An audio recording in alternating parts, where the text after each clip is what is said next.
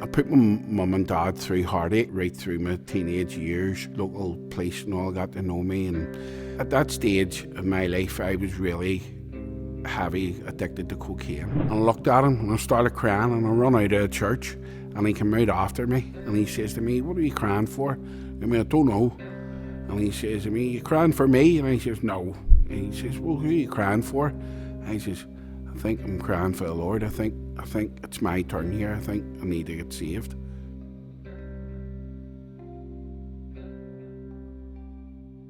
My name's Philip Edgerton. I'm known as Pip, and I'm from the Ravenhill Road in East Belfast. About the age of 13, 14, I got involved in a loyalist flute band.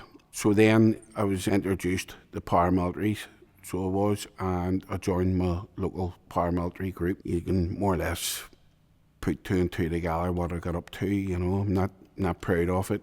It's very shameful, to be honest, you know. I put my mum and dad through heartache, so I did, to tell you the truth, right through my teenage years. Local police and all got to know me, and my house was being turned over every now and again.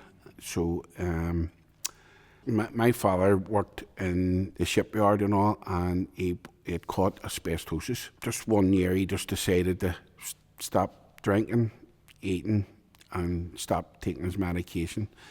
So within a month his health went deteriorated, and he was took in the hospital on the Wednesday, and he died the following Wednesday. But during that week I was up with him every day and every night, and he turned around and he says to me, "Son, will you do me a favour?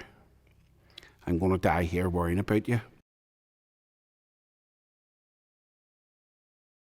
At that stage of my life I was really heavy addicted to cocaine, right up till my dad's death. After him saying that to me, you see, tried taking my own life. I wanted to be with my dad.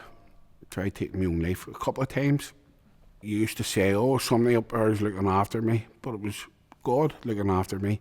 There was once I tried to hang myself, and the rope snapped in half, and the day before I'd used that same rope to tow another car. So I know the rope was very strong, you know.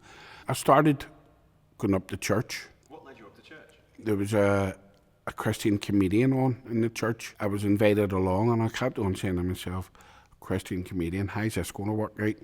Because you automatically think of the cursing and bad language, you know. So I went along, and real funny night, and I enjoyed it. And it was at the end of that night I was asked to start Alpha, and on the 6th week of Alpha, that Sunday night, I was walking in the church with my wife, and I said to her, "You know something, I feel funny here."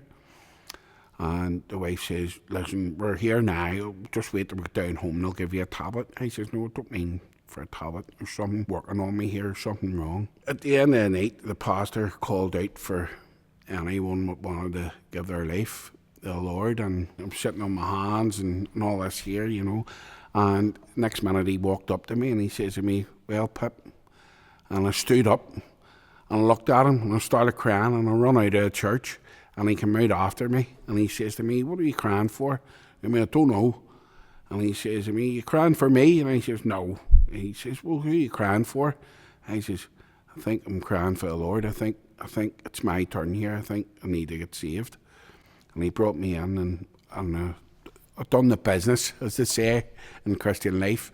From that night, the Lord took my addiction away from me. I didn't have to do any rehab.